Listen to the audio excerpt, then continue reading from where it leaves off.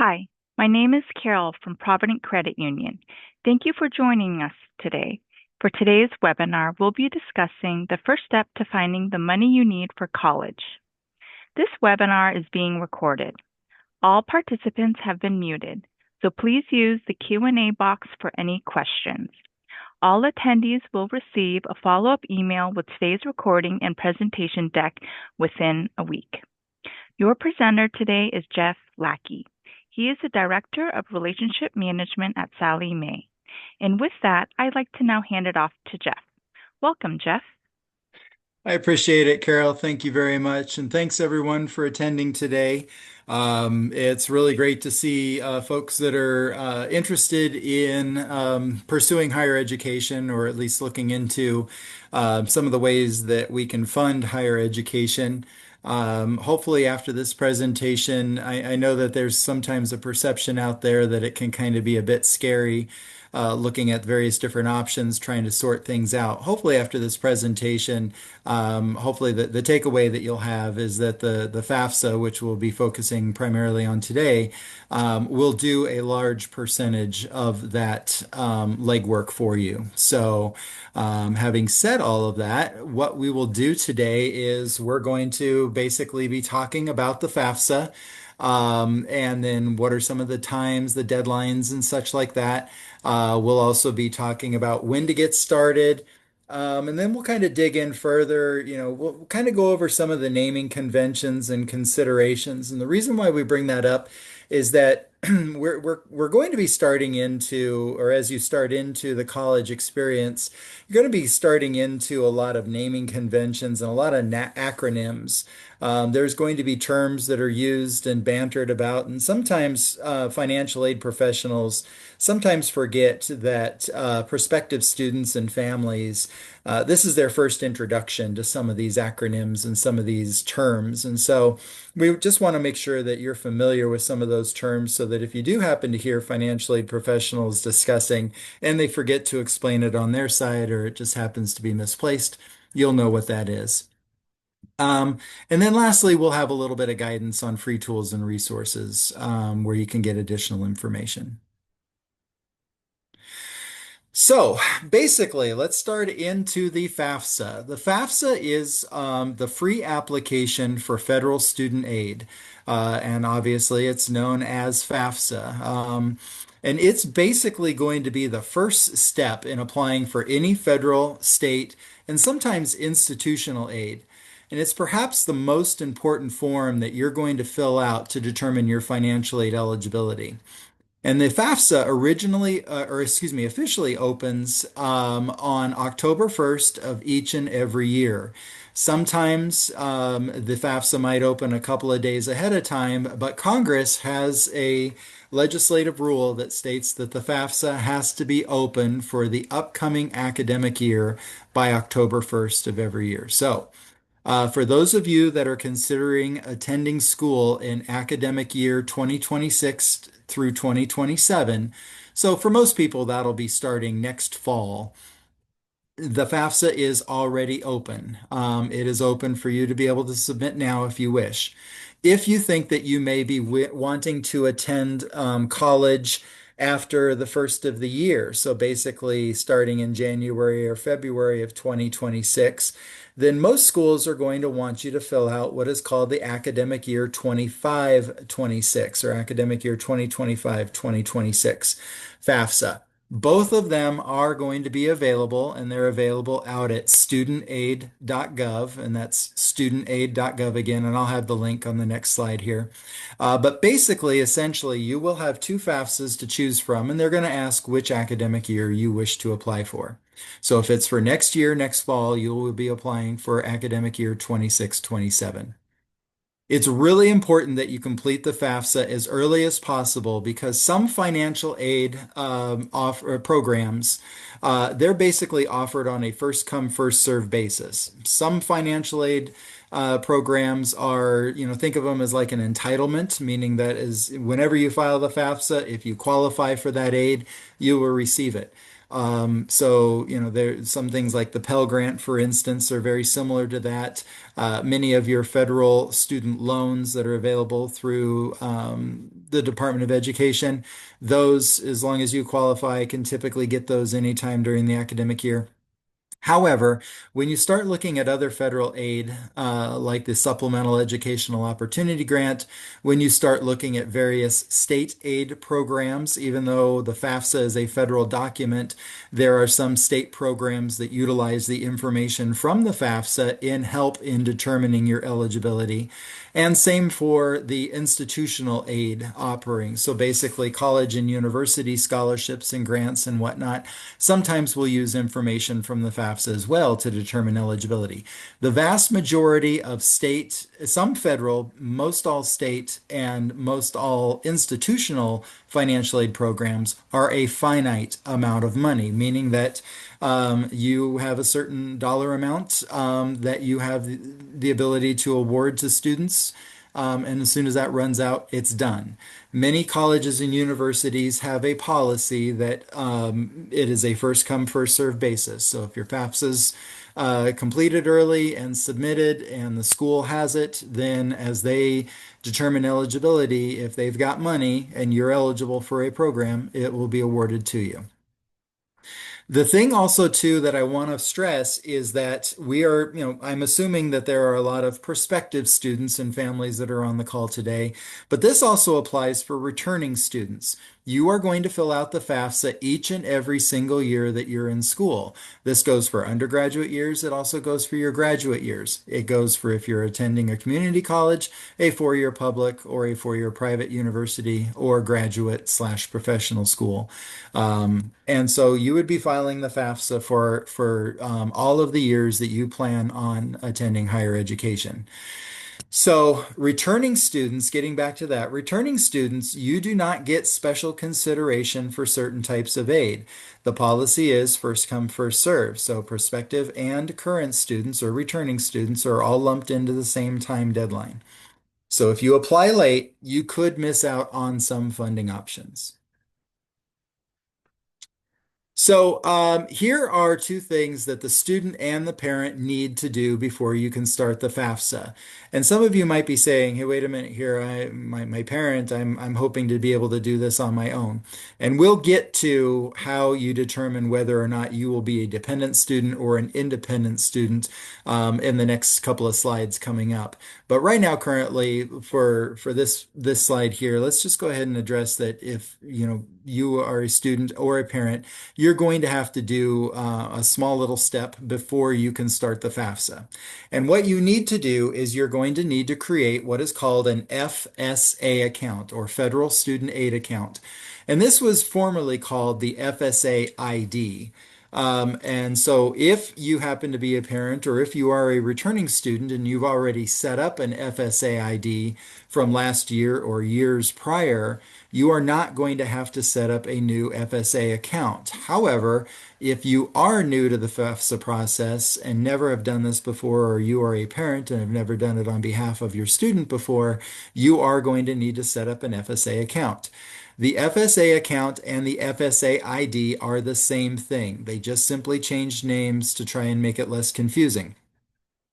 Like I mentioned, if you've already set up an FSA account from previous years, it's already established. It's established once, and you use that throughout all your needs for needing to have an FSA ID or FSA account. Um, so for this year, what's really nice is that the Department of Education has enhanced the FAFSA process so that a user can obtain the FSA account and complete the FAFSA in the same session. You no longer need to establish your FSA account 3 to 5 business days in advance of completing the FAFSA. The identity verification portion of the FSA account is completed in real time. The next element that you are going to need to be aware of is the need for multi-factor authentication. This is basically also known as the two-step verification process. And essentially, along with an FSA account and your password, users are going to get a secure code, and you can have this sent to you either via text, email, or through an authentication app in order to log into studentaid.gov. Because essentially, the FSA account or the FSA ID, if you've done one in the past, is basically validating that you are who you are. And so it'll allow for you to electronically sign the FAFSA, make changes, and so on and so forth. So with that, they need to make sure that this process is as secure as possible. Each user is going to determine their preference on how they receive this code and when setting up their FSA account. So you get to choose when you're setting your account up if you want to have this authentication codes, security code sent to you via text, email, or if you want to use an authentication app. In addition, once that multi-factor authentication method is set up by the user will be presented with what's called a backup code. Now, this backup code is exactly that. It's a backup code that allows the user to log in without having that multi-factor authentication if you do not have access to a code via text or via email or the authentication app. Please know that this is the only time at the time of setup, this is the only time you're going to be presented with this backup code. So make sure that you print it out or write it down and secure it in a secure place. Um, and so, one question that might be kind of coming up is, do we set up an FSA account just for the student, and then me and as the parent and student use it? Basically, what's going to happen is that both a student as well as a parent are going to have to set up their own FSA account IDs. And if it's determined, and like I said, in the next couple of slides, we'll talk about this. If it's determined that both parents need it, then you would need to have an FSA ID, or excuse me, an FSA account set up for that. So let's go ahead and talk about, um, and I apologize. Let me see here. I apologize if my slide, nope, it did not. I'm sorry. It looked as if my slide jumped ahead once. So um, one of the things that I would like to talk to you about is some of the information that it would be nice to have on ready for when you actually start to fill out the FAFSA. So let's go ahead and shift a little bit to some of the information here that it would be good to have. If you have your Social Security number handy, that would be super great. In order to file the FAFSA, you do have to be a U.S. citizen or a U.S. non-citizen or permanent resident. And so from that standpoint, you would have to also have your alien registration number in lieu of a Social Security number. It's also great to have records of the money earned if you are a non-tax filer. And you can see some of the other stuff here. Some bank statements would be good to know about. And we'll talk about the certain types of investments that you would need coming up. You don't need all of your investments, especially when it comes to retirement. For students out there, especially if you've not set up an email address in quite a while and you're still using an email address from when you were younger and you receive 50, 60 spam messages a day, and maybe it's kind of got a cute name and all of that stuff. Now would be an excellent time to set up a more professional email so that you can make sure that you can track all of the communications that will be coming in from the federal government, Department of Education, many times until you are admitted into college or university. Schools are going to be utilizing your email as a way of communicating. And then when you're finally into college or university, typically you will get a college or university email afterward. But prior to that, they are going to be using your personal email. So you want to make sure that you do not miss anything. And now would be a great time to set up a new email address, have your FAFSA information coming in there, have all the communications coming in from the colleges or universities that you're interested in. It might be something for you to consider. You do not need to have a driver's license, but if you do, it is optional, and it's just another level of securitization in order for them to verify who you are. And then also, too, you want to make sure that with the FAFSA process, you are going to be able to submit the FAFSA to up to 20 colleges and universities in your initial submission. There's ways that you can submit the FAFSA to even more schools if you wish. And we'll talk about that in the next couple slides coming up. But essentially, you're going to be applying for, or you can have the FAFSA sent out to up to 20 colleges in your initial submission.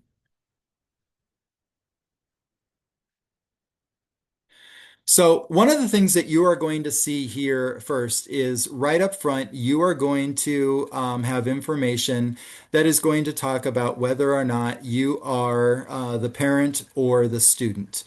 And essentially, you are going to have to select if you are the student or the parent right here at this box. And the nice thing is that it's going to streamline your experience. User-defined roles mean that once the user logs in, you're going to have to identify yourself as the student or parent. And this was implemented in part due to the user's need to authorize tax information transfer from the IRS. But it also helps speed up the FAFSA by presenting users questions that are only pertinent to your role. And the reason for that is that the FAFSA experience went from roughly 104 questions down to 38 questions. And majority of those questions were reduced because the Department of Education now has an agreement with the Internal Revenue Service that allows for a direct data exchange of your IRS tax information, submitted tax information, that can be submitted and inputted directly into the FAFSA. And you are going to have to agree in order to do this, in order to complete the FAFSA. The nice thing is that for academic year 26-27, you are going to be utilizing 2024's calendar year tax information. So the vast majority of you are going to have your taxes already completed if you're filing the FAFSA for this upcoming academic year starting in fall of 2026.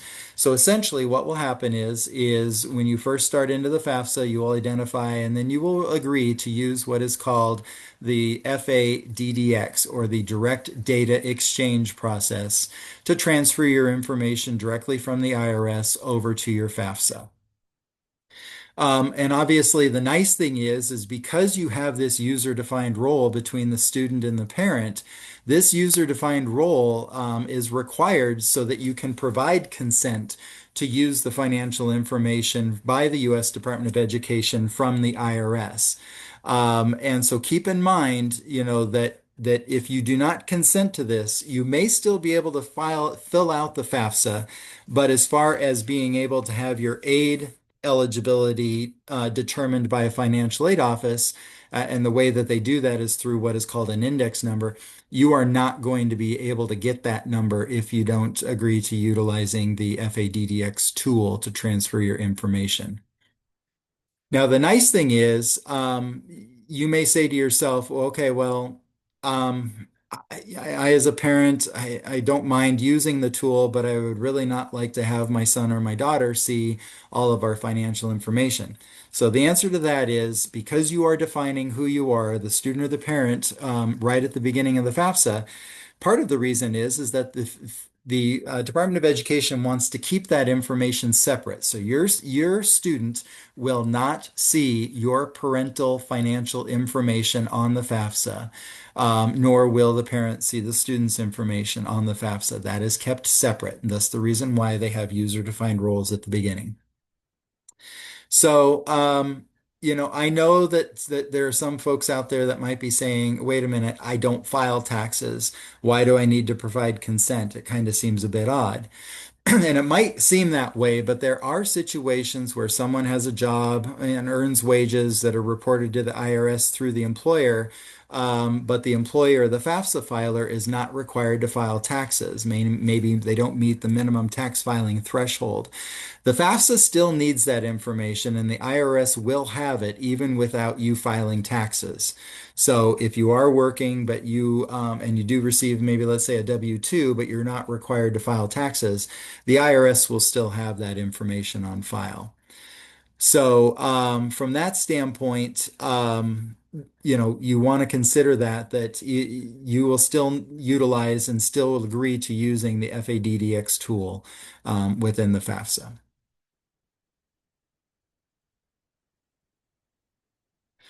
So I mentioned a couple of slides back that the FAFSA is going to have information that is considered, or you as the student are going to have to submit information either from a dependency or an independent standpoint. And so essentially, what is going on is that within the FAFSA process, they have their own determinations as to who qualifies as a dependent or an independent student. And this is going to be different on whether this is going to be different than when you file your taxes through the IRS. The IRS is going to have different rules and regulations as to who's considered a dependent on someone's tax return. So basically, in this particular situation, students are going to be considered independent if they can answer yes to any of the questions that are on the left of this slide. So if you can answer yes to being married, and this is as the student, if you are married, pursuing a graduate or professional degree, if you are 24 years of age or older, if you happen to have dependents who receive their own support from you. So basically, do you have a child and you are responsible for their support? Do you have or are you in active duty military or do you have a status as a veteran? If you can answer yes to, are you an orphan or ward of court or in foster care since the age of 13? Also, too, an emancipated minor. Now, there is a caveat to that. Each state will have their own emancipated minor rules, so you will have to look up, in particular, state of California's rules in regards to emancipated minors and your independency. So, kind of touch base with that, or if you already know, then that's another great source too. But also, lastly, if you happen to be in legal guardianship or if you are homeless or at risk of homelessness, if you cannot answer yes to any one of those questions on the left side, then you are going to be considered dependent. And with that, dependent students have to utilize parents' data. And so from that standpoint, you may find that if you're 18 years of age and you've talked with your mom or your dad or both parents, and they are maybe in a situation where they can't help or they do not want to help with your FAFSA information, realize that from age 18 to age 24, from an age standpoint, is the only time that you would be able to be considered independent based on age. So you would have to look at the list here and see what other options you may potentially have to be considered independent. If you cannot, then you are required to have your parents' information, and it's pretty much no ifs, ands, or buts with the FAFSA guidelines. So, if you are considered a dependent, let's kind of discuss a little bit more about the parent portion of the FAFSA. And please note that married parents can include same-sex couples for the family statuses that we're going to discuss.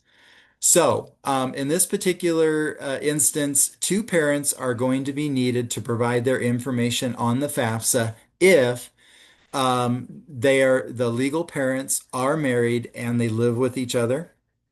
Legal parents are married to each other but do not live together. That still requires two parents to be included in on the FAFSA. Legal parents that are not married but live together need to have two parents, as well as a legal parent and a step parent that are married to each other and live together. Those are going to require two parents' information on the FAFSA. One parent is only going to be needed on the FAFSA if the legal parents are separated or divorced and they've not remarried and they live separately. So again, let me say that. One parent is only needed if legal parents are separated or divorced, not remarried, and live separately. In this particular scenario, the student would put the parent who provides more than 50% of the support for the student. So this is going to generally be the parent which the student lives with more than 50% of the time. Um, Parenting plans, custodial rulings, all of that, those may be court orders and they may specifically have parenting plans that say otherwise.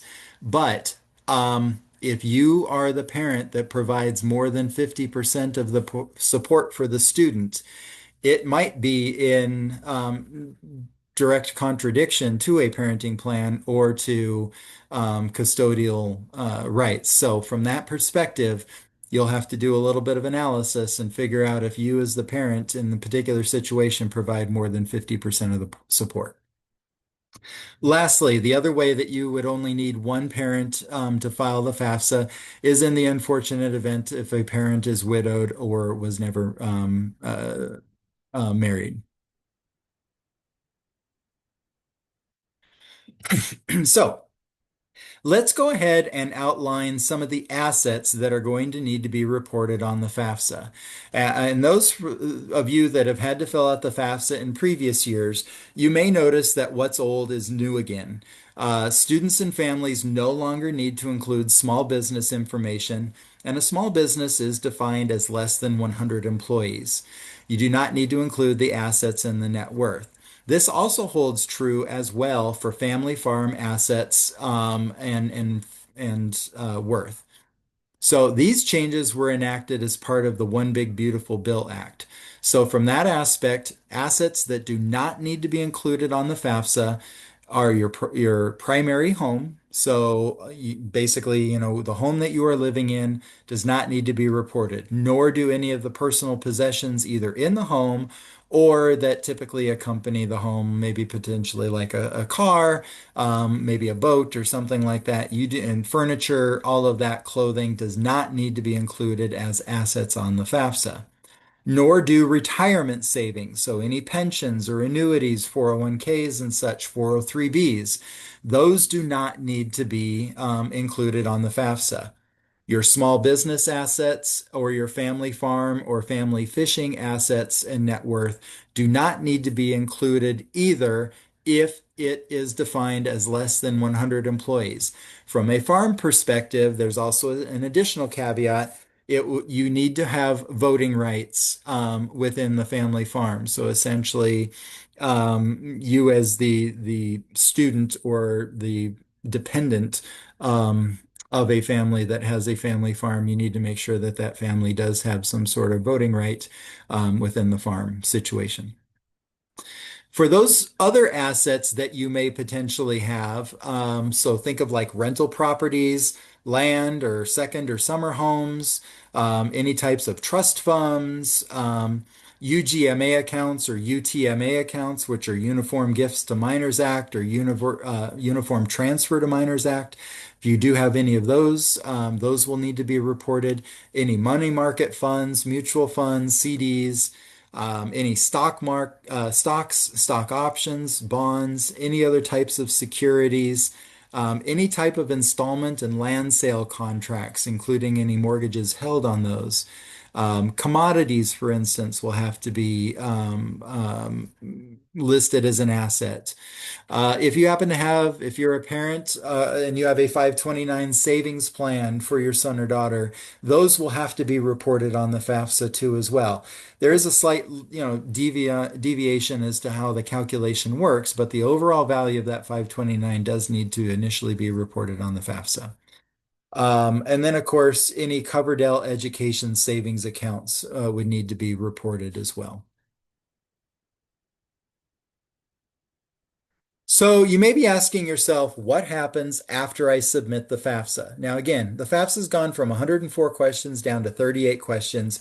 Your first time filling it out, it might take you about a half hour or so to fill the FAFSA out. But the nice thing is that for the years after, your FAFSA is going to go much quicker. First of all, you've already gone through it once. But second of all, many of the questions that are on the FAFSA will be replicated on future FAFSAs before you submit it. So think of all your demographic information, your address, all of that is all going to be included in those 38 questions. All you simply have to do is go down through, look and see what needs to be changed. And if you do change something, or if it is asking for updates to maybe stocks or bonds or some of your assets, you will need to change that. But again, you just simply use the FADDX tool to input the remainder of your financial information from your IRS taxes and you submit it. So the FAFSA should, in theory, go much faster for years 2, 3, and 4 plus than your first year. But again, most families, students and families find that 30 minutes is enough time to fill out the FAFSA. So when you fill this FAFSA out and you submit it, it's going to take a couple of days for you to receive back what is called a FAFSA submission summary. And this in the past used to be called the Student Aid Report. It recently changed names. But again, here's another one of those terms. The FAFSA Submission Summary Report is what you receive back. This is essentially going to be a transcript of all of the information that you submitted on the FAFSA. We always recommend that you review it to ensure that the accuracy of your responses is correct. However, if from when you filled out the FAFSA to when the FAFSA submission summary comes back, or maybe a month or two from now, something changes, this is a way that you can go into your submitted FAFSA via the FAFSA submission summary, make the changes, and then you can resubmit it back in order to make sure that not only the federal processor, but the financial aid office at the school or schools you're interested in have the most up-to-date information. Remember, like I said a couple of slides back, parents, the FAFSA submission summary, like I said, is a transcript of everything that you put on the FAFSA. But remember, because you transferred your data over from the IRS via the FADDX tool, your financial information will not show up on the FAFSA FAFSA summary, submission summary. So from that standpoint, that asset information and whatnot, income and such, as and vice versa, will not be disclosed on the submission summary. At about the same time that you are receiving the submission summary, the schools will receive the same submission summary. Now, they happen to call it an ISIR, ISIR, but a FAFSA submission summary is the same thing. Although the student and parent will not be able to see it, like I said, the school will be able to receive the financial information transferred from the IRS. They will be able to see it. Because in part, and we'll have it up in a couple of slides, there may be need for them to be able to see this data at a later time. Um, just because a school is receiving the FAFSA submission summary, or what they call the ISIR, at the same time that you are receiving it, does not necessarily mean that the school is going to be ready to start processing it. They have their own financial aid deadlines. They sometimes, have different cycles that they need to do things. Maybe they need a computer enhancement in order to set up and get ready for the next academic year. So just because it's been received by you electronically, it has been received by the school, but they're not in a position to start processing it yet. Some schools are, some schools are not. So you'll just have to check in and look at their timeline. Some schools would like to have not only the FAFSAs received and process it and get your financial aid offer out to you before the start of the holiday season. Some colleges and universities, their policy is that they will not actually start downloading and working FAFSAs sometime until maybe late winter or even early spring. You may find that when you get your submission summary back, you have been asked to provide additional information. And this might be in a process of what's called verification. Because verification is often triggered by financial information, the anticipation is that the frequency and the type of verification will change. Department of Education has not really expanded on this. I know that there is some individuals that are, or some schools that are looking at enhanced verification requirements. Typically, it is it's a blind selection. There may be some caveats or so within the information that triggers the Department of Education to flag somebody for verification. But the general majority of them, it is a random selection. And verification process is simply just making sure that what was submitted on your FAFSA from the IRS via the FADDX tool, that directed data exchange, matches up with what your paper copy of verification is.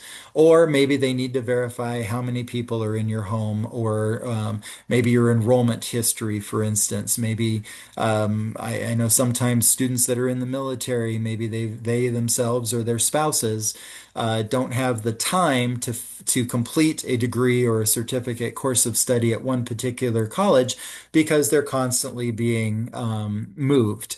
And so from that standpoint, sometimes flags like having two or three or four schools in the past 2 years might be a reason why they would like to verify you. So some things like that can happen. Lastly, colleges are going to use the FAFSA information that they receive via the FAFSA submission summary to determine what types and how much aid a student is going to be eligible for. And that's going to be communicated in to the student via what is called a financial aid offer. And please note that this is different from the notice that you get from Department of Education stating that your FAFSA has been processed, like in the FAFSA submission summary. Financial aid offer is different. The FAFSA submission summary merely means that the FAFSA has been processed by the Department of Ed and sent to the school. The financial aid offer is after they've received the FAFSA submission summary, they've done their analysis determining what you are and are not eligible for regarding either federal, state, or institutional aid. And they have mailed either or emailed or have sent you a notice that your financial aid offer is viewable in a student portal, of which then you can see what you actually are receiving in financial assistance. So, some of you may be asking a little bit, well, how is it that they do that from this FAFSA submission summary? The FAFSA submission summary and the process of filing the FAFSA and processing it is going to determine what is called the Student Aid Index Number or SAI number. So here's another acronym. You may be wondering exactly what the SAI number is. And basically, the SAI is the output of the FAFSA formula, and it's used to determine what types and how much aid a student is eligible for. This number is not a reflection of what a student or family can or will pay. The SAI number or student aid index number, it can be a negative number going as low as negative 1500. So keep in mind that a negative number does not qualify students necessarily for extra federal aid, and it does not increase the total amount of aid that a student can receive. Rather, what it is it's meant to allow schools to identify students that have the most or increased need. Students can also qualify for federal Pell Grants in other ways. One way is to use the SAI number, and so you'll get the SAI number on your FAFSA submission summary, and you can just simply subtract it from the maximum Pell Grant amount for the academic year that you are planning on attending, and that will determine essentially what your Pell Grant amount will be, with all other eligibility needing to be determined by the financial aid office. And you can just Google at any given time. I don't believe that for 26, 27, the Pell Grants amounts have been authorized yet. I do believe they are going to be similar, or if not the exact same as academic year 25, 26, but I don't think it's been written into policy yet. So from that particular standpoint, you can get a slight determination to see what your Pell Grant eligibility would be.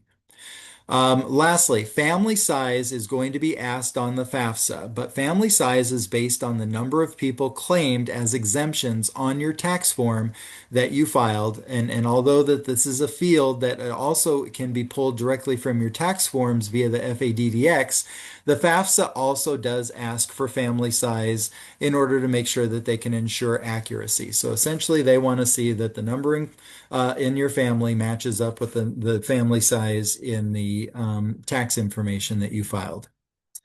Parental information on the FAFSA should be based on the parent who provided the greater portion of the student's financial support as opposed to the custodial parent. So again, in talking about where one parent is going to be needed on the FAFSA, again, the FAFSA is going to represent who provided the greater support. And one thing I forgot to mention is that when you are determining who the parent is that provided the greater support, in-kind support like housing, food, transportation, etc., that all should be taken into consideration when determining financial support. It's not typically just the child support aspect of it. It's the in-kind support, the housing, the food, the transportation, and so on and so forth. So I just mentioned a couple of slides back that the FAFSA is going to be utilizing 2024 calendar year tax information for the academic year 2026-2027 school year. And you may be wondering, saying to yourself, wow, what happened in 2024 is completely different than what is happening here in late 2025, and chances are it's going to be the same for 2026. And hopefully, most folks will not have that necessarily be a scenario, but for some out there, it possibly could be. So you may be saying to yourself, well, what is it? Is there a process or something that we can do to make our situation now look more representative for FAFSA purposes than what the information was that was taken from my 2024 taxes? And the answer to that is yes, you can. It's called a special circumstance. Um, so basically, example is we mentioned earlier, that pulling the information from previous tax returns may have your income inflated. Maybe things were very well. Maybe you work on commission, or maybe by chance you had a different position at work, and your salary was higher. Now, maybe there's been a reduction in staff at work. Maybe you've had to take a different position, and that has resulted in a different salary or wage. All of that can be communicated in the form of a special circumstance that is directed at the college or the colleges or universities that the student is wishing to attend. This can also fall on the student side of things too. So if there's been some unfortunate circumstances in regards to employment or loss of asset on the student side, it doesn't necessarily just need to be the parent in a dependent student situation. If somebody may have unfortunately passed away since 2024 or so, and maybe they were a significant part of the household, not only monetarily, but through other means and such, you may want to put that into your special circumstance, and see if any of that financial information might be something that can make your current FAFSA submission information look more representative to your current status versus than what your 2024 financial status would be. But you can see here that there are other potentials that you could file a special circumstance for. Many colleges and universities, almost all of them, are going to have a special circumstance process that they can be able to do a professional judgment and change the information on your FAFSA.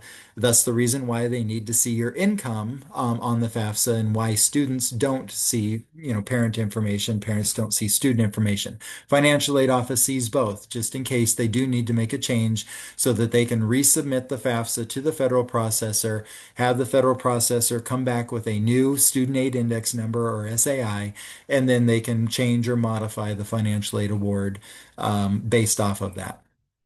Check in with your college or university or the colleges or universities that you're interested in attending if you think that this applies to you, and find out what their process is.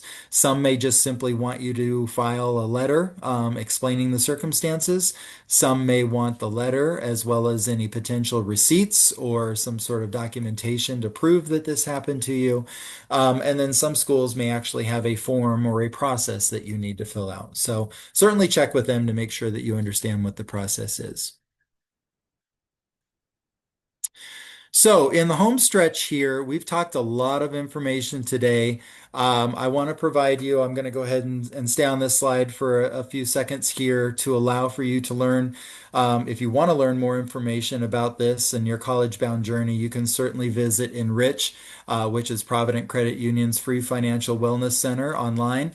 You've got the providencecu.enrich.org website that you can utilize, or if you happen to have your camera handy on your phone, you can take a picture of the QR code in the right part of the screen, and essentially it'll directly take you there, of which that particular time you can learn more about what we talked about today, as well as many other financial education topics.